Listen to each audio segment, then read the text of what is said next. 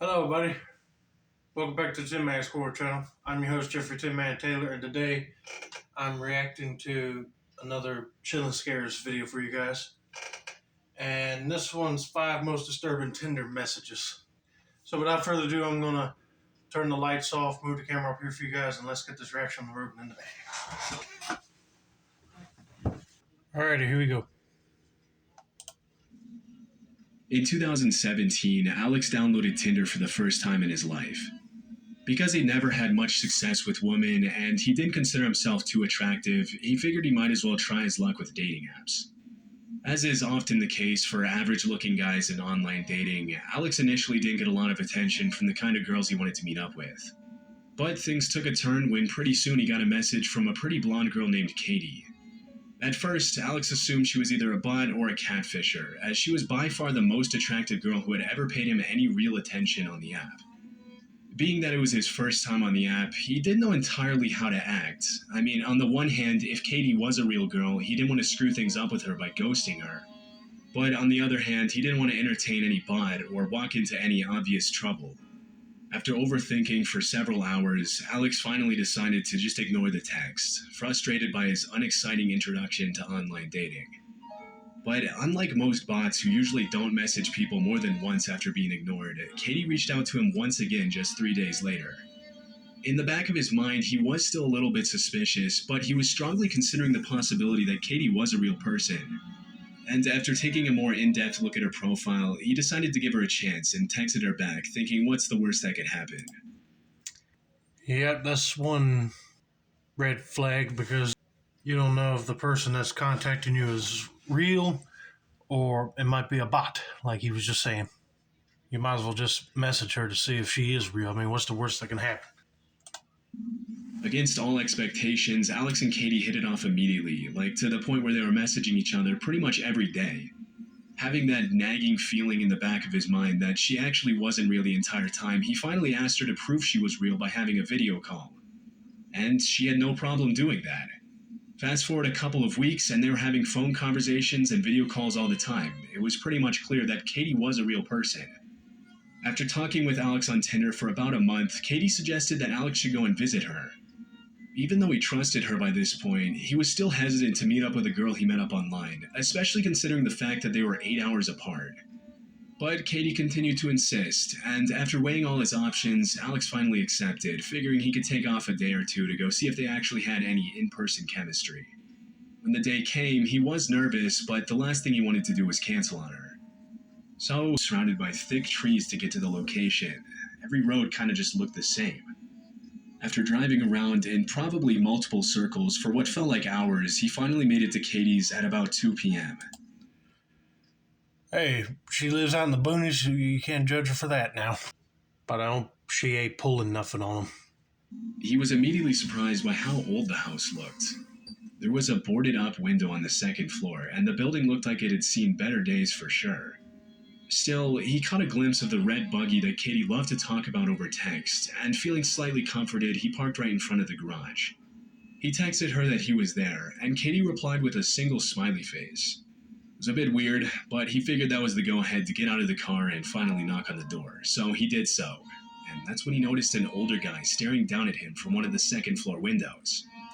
The drive there had already been pretty strange, but this was by far the creepiest thing that had happened to him ever since he left his house. Still, he did remember one time over the phone how Katie had talked about her dad and how he would sometimes visit her, and he assumed the man on the second floor must have been him. Again, going back to feeling nervous, he finally knocked on the front door, where Katie appeared a few seconds later, inviting him in with a warm smile. Even though he FaceTimed her multiple times, so he pretty much already knew she was real, after all the things that had happened, he was pretty relieved to actually see her in person. She gave him a hug, and he breathed a bit of a sigh of relief. They talked for a little while, and that's when Alex asked her why she hadn't told him about her dad being there that day. Katie's face instantly showed confusion, and she responded that her dad was halfway across the country and wasn't planning on visiting for at least a few weeks. As far as she knew, she was home alone. Thinking she was obviously just trying to scare him now, Alex kind of rolled his eyes and explained how he had seen her dad looking at him through the second floor window when he got out of his car. That's when Katie's face turned an obvious pale color, and she whispered to Alex that they had to leave the house immediately. Surprised by the seriousness of her reaction, his heart kind of fell to the bottom of his chest, realizing they might be in serious danger. They went out the front door and got a good view of the house a good distance away, and that's when Alex begged for an explanation. According to Katie, she wasn't expecting any other visitors, and she didn't know who the old man was or how he had even gotten in. Alex called the police as Katie was sort of standing behind him, and that's when he heard her kind of gasp and point up at the second floor window. There again was the old man looking down at them. He looked sort of old and frail, as if he hadn't eaten in several days. As soon as he noticed that he had been noticed, he sort of backed away, slowly disappearing into the darkness of the rest of the house and out of view from Katie and Alex. Pretty terrified from the sight, the two of them got into Alex's car, where they locked the doors and waited for police to arrive. They didn't want to fully leave the premises because they wanted to be there when the police arrived, but they also wanted some sort of safety to protect them if any sort of danger came their way from this man. Two police officers arrived about 30 minutes later. They happily searched the entire house from top to bottom. However, they didn't find anything, except the back door hanging wide open, but the man himself was nowhere to be seen inside the house. The cops couldn't really do anything at that point, so they kind of just told the two to go back inside and make sure all the doors and windows are locked and to call them back if anything else happened. They left, and Katie, pretty understandably, was too scared to spend the night alone, and so Alex agreed to stay with her downstairs on the couch to avoid going to the second floor. Katie explained how her dad owned a shotgun, and so the two of them grabbed it and put it by their side as they sat there. Hey, I wouldn't leave a girl alone either if some strange guy was in the house. And all this time I thought it was her pulling something on him. They sort of tried to fall asleep, and a couple hours later, Katie actually managed to do so. But Alex sort of felt an obligation to protect her, and so he remained awake watching TV with the shotgun now on his lap. Ever since the cops had left, the night was going pretty peacefully, and Alex, kind of forgetting about what had all happened, he even thought he might still have a chance with Katie the next day. But at around 2 a.m., Alex started to hear the sound of a doorknob being turned in the upstairs kitchen. Horrified, he tightened his grip on the shotgun, determined to scare away whoever was trying to get into the house. He slowly walked up the stairs to the kitchen, where he turned on a light so his presence would be known. He pointed the shotgun at the door that was making the noise, and to his horror, on the other side of the glass door, he saw the same frail-looking old man from earlier that afternoon. For a guy who was blatantly breaking and entering, the man looked shocked to see Alex, but after a couple of seconds, he turned around and ran off into the woods once again. He immediately went downstairs to wake up Katie and told her what had happened, and called the cops for the second time that day. Again, they took about 30 minutes to arrive, and this time, instead of searching just the house, they also searched the surrounding woods. However, the old man again was nowhere to be found. All they could do this time was suggest to Katie and Alex to go sleep somewhere else for the night, as obviously this house was not safe. Realistically, Alex realized that they probably should have done this after the first time of seeing him, but he was kind of just going along with Katie.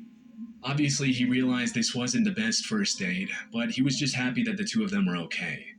The cops left, and so Alex and Katie sort of said their goodbyes, and Katie went to go spend the night at her friend's house. Alex hung around for a little while longer to call his brother and tell him about what had happened. A few minutes later, sitting in his car on the phone with his brother and about to pull away, he saw someone move out of the corner of his eye. He noticed it was the same old man standing in front of the house watching him. He put the pedal to the floor and told his brother what was happening, sort of as it was happening. After he got off the phone with his brother, he debated calling Katie and telling her what had happened. He didn't really want to, knowing that it might scare her, but ultimately he decided he probably should. Although he did end up going on a couple of dates with Katie after that, he said he never fully got over the incident, and they eventually broke things off. According to Alex, Katie never went back to that house alone. Dude, you really had to tell her about that dude. I mean, she had the right to know, but one, you didn't have to get all nervous around her and then break things off. I mean, that guy wasn't going to continue following you all the time, good lordy. But I'm glad that guy did not break in and do anything terrifying to you guys. But yeah, that is just strange.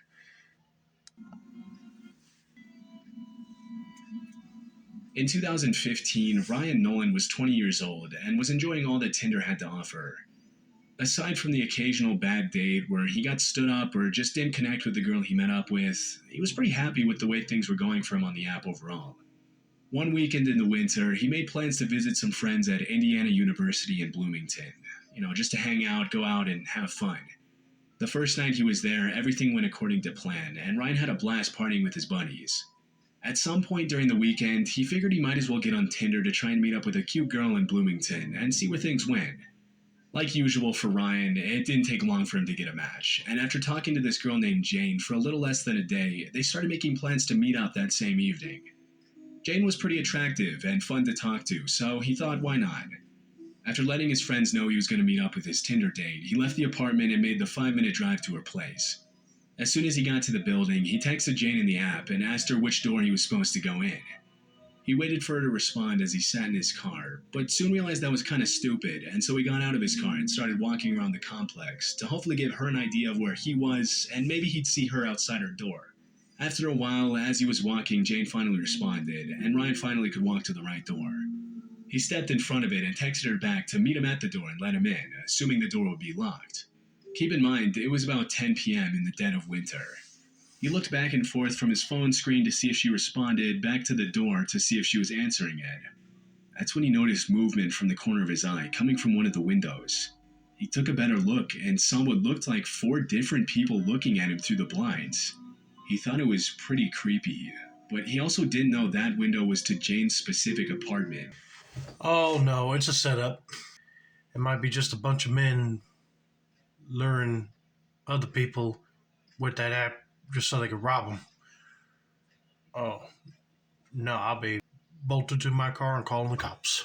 It could have been one of her neighbors or something, and he also wasn't in the best part of town, so he kind of just brushed it off. He again texted Jane to ask her where she was. Less than a minute later, his phone dinged, and it was her replying that the front door to the complex was already open.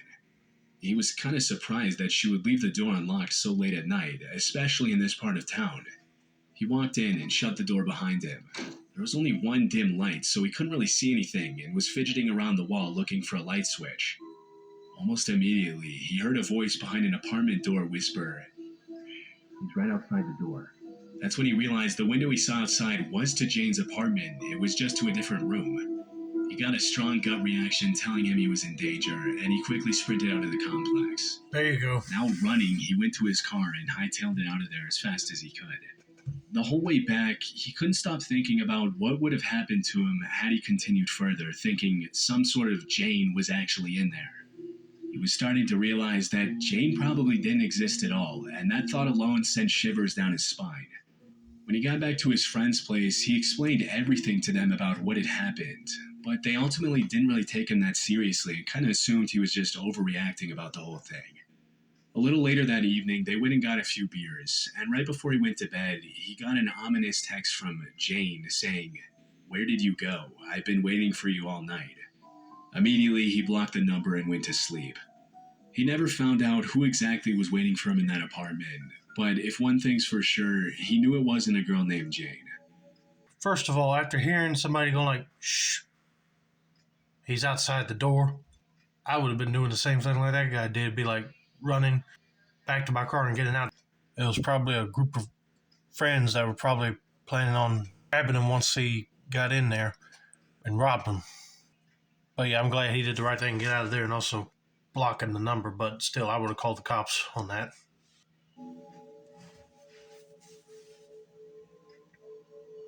In 2021, Abe was dumped by his long-term girlfriend.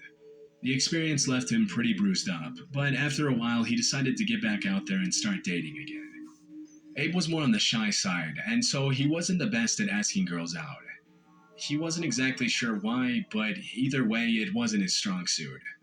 When Abe had met his ex 6 years earlier, Tinder and other dating apps were just becoming popular, so online dating was pretty unfamiliar to him. But now he was single, and so he was pretty excited to try it out for the first time. He had a few friends that had found success on dating apps, and so he was pretty optimistic. But after a few months of using Tinder, he realized online dating wasn't at all what he thought it would be. He only managed to meet up with one girl in a park, and after 20 minutes, she played the classic phone call move, claiming she had gotten called into work.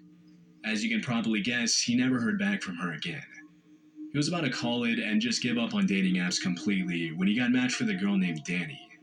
She was a really pretty girl who he knew was way out of his league and had a sneaking suspicion that he was being catfished or played by one of his friends. He'd heard many stories of catfishing, and at one point he thought for sure Danny was going to be some 50-year-old dude. But because he didn't have many other options, and he was thrilled at the small possibility of Danny being who she said she was, he continued to talk to her anyway. They talked for a few days, and finally agreed to meet at a local park, which Abe thought would be a perfect spot for a first date. See, that would be my concern right there is that if I used either Tinder or Match, one of them other dating sites, that it might be like older man or woman just trying to catfish me. I ain't falling for that. I just hope this guy is careful on what he says. There was this big lake in the middle and a series of trails that went all around the lake, which he thought would be pretty romantic. They agreed to meet up at 5 p.m. when the both of them had gotten off of work. A little after 5, she messaged him saying she was walking to the pavilion where all the picnic tables were.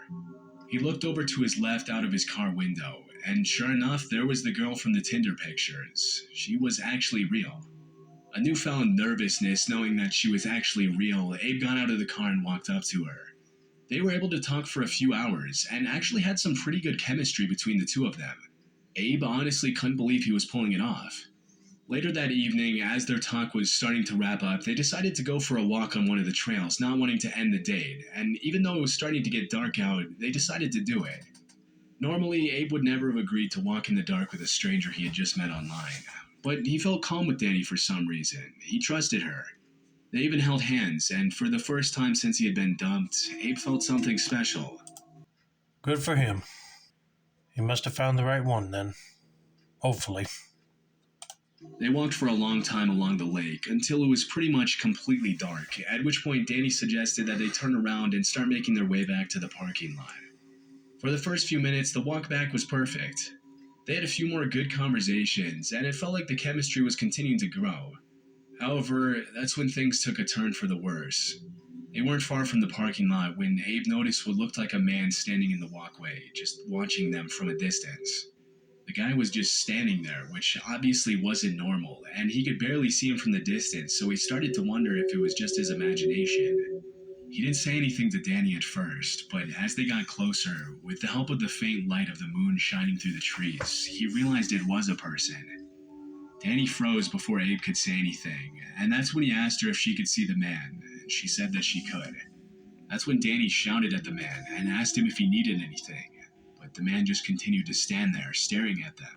Abe was a bit taken aback by this, thinking they should just sneak away rather than make some giant scene about it. He thought this would put them at a better chance of being attacked, but he also didn't want to seem too scared in front of Danny. He tried to write off the whole thing as some idiot trying to play a joke on them, doing his best to hide the fear in his voice as he also yelled out. Danny reluctantly nodded towards the man, ensuring that they should keep going. And so Abe did so. He walked with her. He continued to pray that the man was just playing a joke on them, or that he would just turn around and leave them alone. But the guy didn't move at all. To make matters worse, they could now clearly see that he was concealing something behind his back. When they were about 10 feet away from him, the man finally moved his hands from behind his back and pointed a hunting knife at them. Oh, In hey, a low no. and rough voice, he commanded them to turn around and put their hands above their head. Abe sort of froze up, not realizing the reality of the situation he was in. He honestly had no clue what to do. He had never been robbed before, and at that moment he knew he was in very real danger. Yeah, I would have tried to bolt through the woods and get back to the parking lot before that guy said anything. And that's when he suspected Danny of setting him up.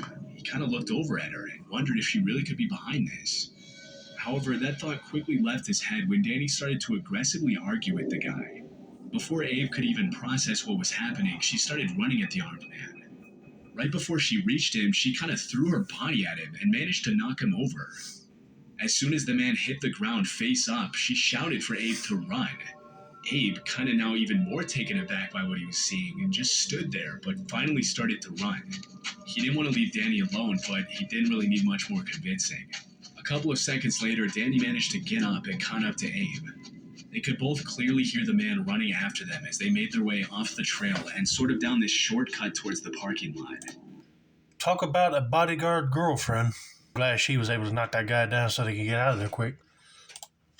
As soon as they got there, they both threw themselves into Danny's car and drove off, not even checking if there was anyone behind them as they pulled out of the parking lot. As they picked up speed and were starting to actually drive off, Abe looked in his rearview mirror, and that's when he saw the man with the knife in his hand still standing there. He was standing alone in the parking lot, again just staring at them as they drove off. Another thing they did notice is that there were other cars in the parking lot at the time of leaving. There were 3 other ones. This made them think that the guy may have had other accomplices with him. When they were a safe distance away, they called the police and reported what had just happened. The cops arrived at the scene pretty quickly, but the man was long gone, and the only car left in the lot now was Abe's. After they gave their statements to the cops and they left the area, they decided to go on a late-night dinner and stayed up all night talking about what had just happened. It was almost like the shared sense of danger from the incident had brought them closer in some way, and despite his horror, Abe decided to just go with it. Fast forward to 2 years later, and Abe and Danny are now engaged. Whenever they're asked about how they met, they always have a laugh at people's reactions when they tell them that they met on Tinder and almost got killed on their first date. Well, I'm glad they grew closer together and they know how to protect one another. But yeah, that is crazy that on your first date that somebody tried to rob you and almost kill you with a survival knife. I wouldn't be laughing at the situation. I'm just glad they did not get hurt.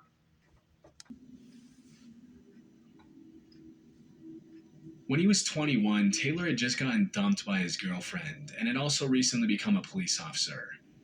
As a 21-year-old new cop, he had this sort of I'm invincible and I can take on anyone mentality. So when he downloaded Tinder and matched with a good-looking girl named Brianna, who was way out of his league, he assumed things would go great for him. After getting to know her a while on Tinder, they finally set up a date to meet. Brianna had mentioned our house had this great open field to sort of just look at the stars, hang out, and talk, and she offered for it to be their first date location. Taylor thought it was as good a spot as any and agreed.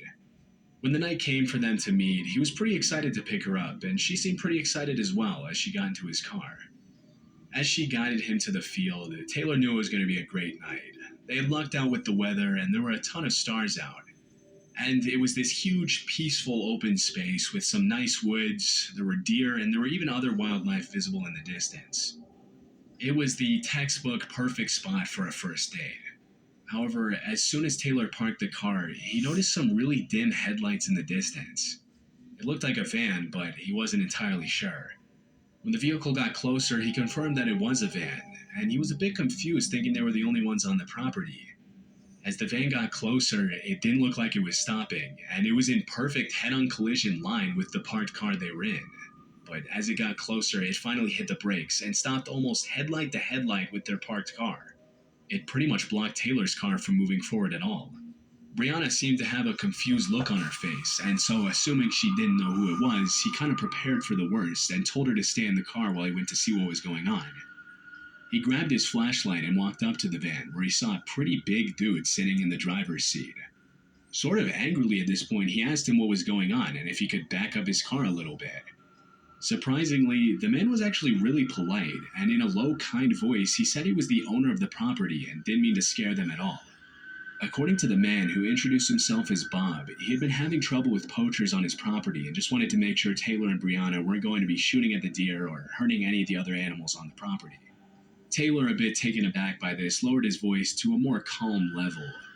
He smiled politely and assured him that they only came out to look at the stars and the wildlife.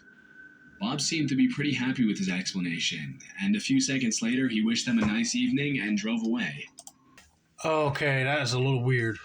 You don't just drive your vehicle right in front of somebody else's vehicle thinking that they're poachers. It just seems sort of fishy right there. He might not even be the owner of this property. Let's just see what else happens. Taylor, pretty happy with how he had handled things, went back to his car ready to enjoy his first date. However, now, Brianna, for whatever reason, didn't seem to be on the same page, and he noticed something very off about her behavior. Instead of actually talking to him and enjoying the date like they were just before, she was now texting nonstop, and when Taylor asked her who she was talking to, she refused to answer. He thought it was pretty weird, but he chalked it up to her nervousness or whatever and tried his best to strike up a fun conversation with her. About an hour later, he saw the same headlights coming towards them again, this time at a much faster pace than before. Feeling that he and his date were now in serious danger, he hopped in his truck and moved to a more defensive position. After the van screeched to a stop inches away from Taylor's car, even closer than before, Brianna jumped out of the truck and ran towards the van. Taylor at first was sort of confused, thinking why she would run to this van that seems to be a threat to them. However, that's when Taylor realized he had been set up. And quickly, he got out of his truck and commanded them to get on the ground. Obviously, though, neither Brianna or who he now realized was Bob complied. To Taylor's horror, Bob then charged at him and knocked him on the ground. Using all of his strength, Taylor managed to get up on his back and get up before Bob could grab him again. Everything was happening too quickly for him to process, but he knew he had to do something quickly or something really messed up would happen to him. That's when he saw Brianna, who a second ago he trusted, grab the metal pipe from Bob's van. She sort of shouted at him that they had a gun, but that if he gave them all his money and his truck, he would walk away unharmed. Now, again, Taylor had this sort of I'm invincible kind of mindset, and so he refused, to which Brianna started to cry, saying that she didn't want to hurt him if she didn't have to. When he saw Bob run back to the van, he finally revealed to them he was a cop, and he drew his concealed gun and commanded them to get on the ground. After a moment of shock, they finally complied, and Taylor scrambled to call 911. Just as he was telling dispatch that he had two suspects at gunpoint and needed backup immediately, Bob and Brianna got up and quickly started sprinting away into the darkness. Even though he knew it was a dumb choice at the time, Taylor initially started chasing them and ran into the woods around the field. The chase lasted maybe 30 seconds when Taylor heard 3 loud pops and saw a muzzle flash in the distance. Now feeling true panic for the first time that night, he sprinted back to his car and put the pedal to the metal until he was a safe distance away. Minutes later, he went back to the house where he picked up Brianna, called dispatch again, and asked the cops to come to that location. As soon as his sergeant and field training officer got there, obviously knowing who he was, they sort of gave him crap about having to call the cops. When he really was the cops, he was just off duty. However, at the same time, they did recognize the seriousness of the situation and got in a patrol car and all drove down towards the field. To everyone's surprise, the van was still there. To Taylor's disappointment, his sergeant ordered him to stay in the car, keep his mouth shut, and only come out if they were getting shot at. Although the sergeant and training officer didn't find any sign of Bob or Brianna, they did find drugs in the center console of the car. But that wasn't all they found. When they came back to the patrol car, they weren't doing any more joking around, and the both of them looked pale and horrified at what they had just seen. They told Taylor to follow them back to the van, and after peering inside, he saw several knives, duct tape, lighter fluid, a decent amount of rifle ammo, handcuffs, and what looked to be dried blood. Jeez! In the front passenger side, they found an AR-15 style rifle and 2 more handcuffs. The atmosphere obviously immediately changed as the 3 of them looked at each other wide-eyed. Oh yeah! I'd be like, what the crap is going on?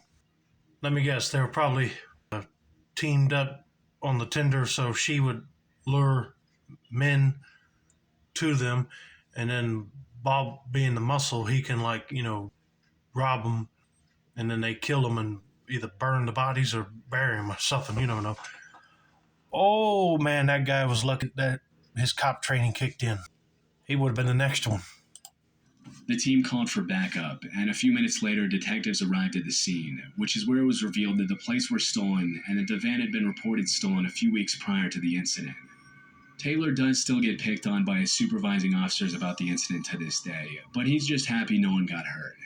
Since that night, he never went back to online dating again. Whew. Man, he got out lucky then.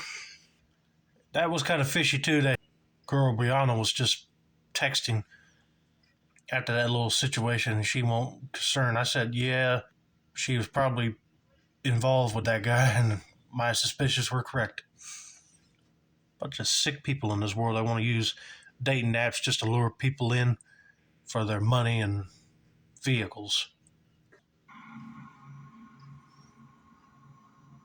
In 2019, Sabrina matched with a guy on Tinder named Nick, who she thought was really cute. Because she'd had plenty of good experiences using dating apps in the past, her guard was a little down, and she rarely let her friends know what she was doing, who she was with, or where she was. For the first couple of dates with this guy, they went to get coffee or on walks outside. After about 2 weeks of dating, Sabrina decided she really liked Nick.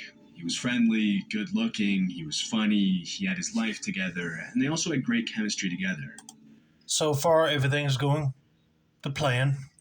Seemed like she found like a nice person, but hey, he might be hiding some dirty, terrible secrets. For their third date, Nick suggested that Sabrina should come over to his place to have some wine. Feeling safe and comfortable enough to be alone with this guy at this point, Sabrina agreed. When the night of their date finally came, she went over to Nick's house, excited to get to know him even better. The two joked around for a bit and started talking like on their previous dates. After a while, Nick poured her a glass of wine. At this point, Sabrina thought things were going really well, and she felt comfortable in his company. However, after a while, at about 8 p.m., Sabrina started feeling a little funny. Oh, don't tell me he put roofies in her wine. Why did I have the feeling that he was going to do that? He is one sick son of a gun. I don't know what he's planning on doing, but I know it ain't good. She felt almost sleepy and a little weak. She had trouble stringing a sentence together. Now, in the past, Sabrina had been roofied once before at a college party, and so she immediately recognized the effects as soon as they kicked in. But at the exact same time, now realizing the danger of the situation she was in, she pretended she was feeling fine. From her past experience, she knew she only had a few minutes before she passed out and was left vulnerable and at the mercy of this man that she thought she could trust. She knew she had to do something, and so at around 8:15, Sabrina told Nick as quickly and energetically as possible that she needed to use the bathroom, trying her best to make it seem as if nothing was off. Fortunately, Nick didn't seem to notice anything strange about her behavior, and once she was inside the bathroom, she locked the door immediately and called the police. As Sabrina sat there, her surroundings starting to blur, she told them that she had been drugged and that they needed to come get her out before something terrible happened. Less than a minute after giving the cops Nick's address and hanging up the phone, she was completely out. But because she was still under the effects of the drug, she felt herself slide in and out of consciousness during this time. All she remembers is the police putting a bag over her head as they carried her out of the bathroom and into the patrol car. Following this entire incident, Sabrina was understandably traumatized, but at that point she wasn't even aware of how badly things could have ended for her had she not reacted as quickly as she did. A few days later, she received a call from the police asking her to come down to the station to give her statement. Once there, she mentioned to the cops that the only thing she remembered clearly was that they had put a bag over her head, but that she could have imagined it due to the effects of the drug. As soon as she said this, the cops looked at each other uncomfortably and confessed that they had indeed put a bag over her head. Sabrina looked at them, kind of confused. They quickly explained that it was actually to protect her. When they walked into the apartment, they saw that Nick had set up something extremely disturbing for her in the living room, and that seeing it would have been too traumatizing for Sabrina. She immediately felt a shiver go down her spine. Because Nick was thrown in jail following the incident, she never found out what exactly he had prepared for her. However, she kind of sees this as a good thing. After this whole nightmare, Sabrina deleted Tinder and vowed never to go back to online dating again. Oh yeah, I think I know what he was planning on doing. Roofied her just so he can do naughty things for her. Let's just put it that way. But yeah, that's just sick. I'm glad that she called the cops right then and there to get her out of there and arrest that guy. But anyway, I hope you guys enjoyed this video. Don't forget to like, subscribe, turn on those post notifications for more Chill and Scares content like this. This has been another successful installment of the Tin Man Score channel. I'm your host, Jeffrey Tin Man Taylor, and I said that's a wrap, and have a nice day, everybody.